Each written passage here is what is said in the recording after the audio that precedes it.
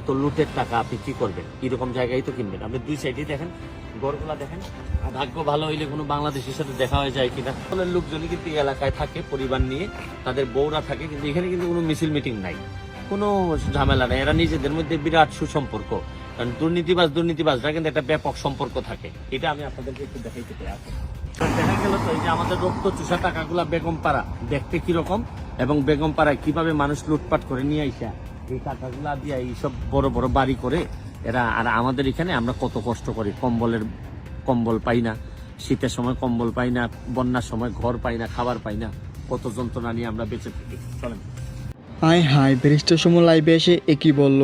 ছাত্ররা আন্দোলন করার পর যখন শেখ হাসিনা পদত্যাগ করে দেশ থেকে ভেগে যায়, তার কিছুদিন পরে কিন্তু ব্যারিস্টার সুমন দেশ থেকে ভেগে যায়। ব্যারিস্টার সুমন তখন কি আমেরিকা গিয়ে উঠে এবং আমেরিকা থেকে আজকে বিকালে লাইভে এসে বলে সে নাকি দেশে এসে বিএনপির নির্বাচন করবে। ব্যারিস্টার সুমন আরো বলে, আমি দেশে এসে খালেদা জিয়ার কাছে ক্ষমা চেয়ে নিব এবং আমি খুব শীঘ্রই দেশে আসতেছি।